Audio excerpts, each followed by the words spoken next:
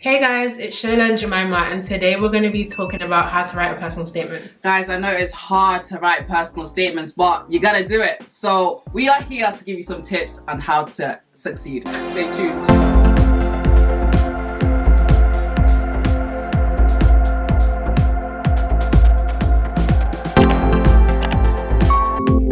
So my first tip is to just start as soon as you can. So as you know, there is a deadline, and this deadline will not change no matter what. So please just start. You might think that the first draft has to be perfect, that it has to be amazing, but this is not the case. You can start off with just bullet points and go from there. It doesn't even need to be structured. Like, just start. That's the most important thing, because this process is a process of constant editing. You're not going to get the perfect statement on the first go, so just be wary of that. Start as soon as possible and then expand on it. My name is Jemima D. Susan, and I am a first-year dental student at the University of Dundee. Tip number 2, be yourself and do not be a fraudster.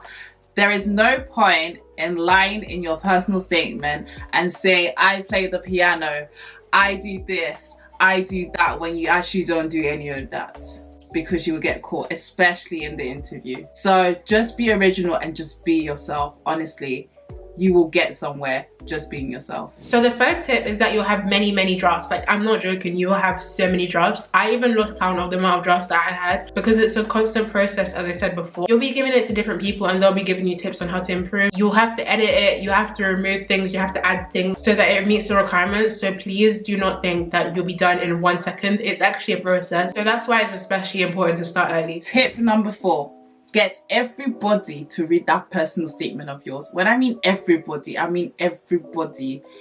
Your auntie, your uncle, your granddad, your grandma, your mum, your dad, dentists, even DM them. Guys, shoot your shot. That is my motto for this year. Shoot your shot. Message a dentist on Instagram, not Facebook, because I don't know what dentist uses Facebook, and that's a bit weird, but Instagram. DM them, be like, hi, can you please read my personal statement? I'm trying to apply for dentistry this year and I would love it if you could read it and give me some feedback. Do it.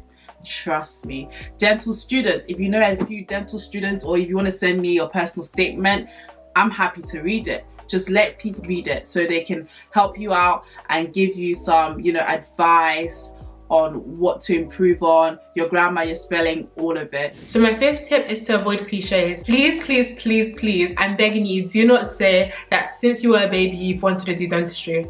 We all know it's a lie. Please don't say that. It makes the person who's reading it cringe, because they don't want to know how long you've wanted to do dentistry. They want to know why you want to do dentistry, why you have the best skills for dentistry, why you have the best experience for dentistry. Because at the end of the day, this is a lifelong career. It's better to write things that are personal to you and not something that you found on the internet, because at the end of the day, it is a personal statement. So make sure that it relates to you. Tip number 6, make sure you're writing your personal statement in paragraphs, and make sure that each paragraph links in a sense to what you're saying.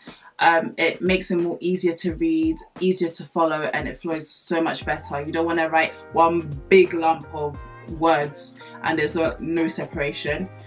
So I definitely would recommend you guys to do that, to space them out into paragraphs.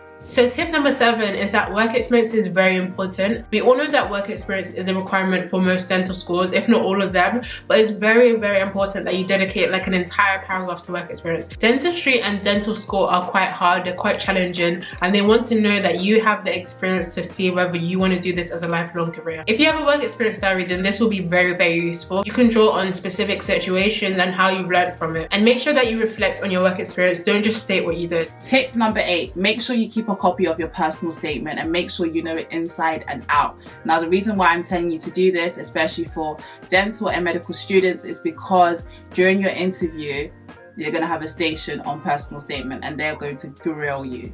Okay, so make sure you keep a copy and analyze it and just know it inside and out so you're ready for that station. So my 9th tip is make sure that you stand out. As you guys know, the amount of people applying for dentistry is always greater than the amount of places that they have. They're not going to pick everyone, so you need to make sure that you stand out. So what makes you stand out? Do you have a unique hobby that makes you better suited for this career? Do you have a unique experience that sparked your interest in dentistry? All of these are very important, and you probably want to start your personal statement off with an experience that led you into this career path in the first place. first place. Just show that there's something unique about you. So if you do digital art, you do eyebrow threading, you do knitting, all of these are things that not every dental student have, so just be sure to highlight them. As long as you make it relate to dental school, then that's really good. And lastly, tip number 10, make sure you are specific. Now, what I mean by specific is that you should make sure you're not waffling and you're not adding extra piece of information that is just not necessary and it doesn't add extra sauce to your personal statement.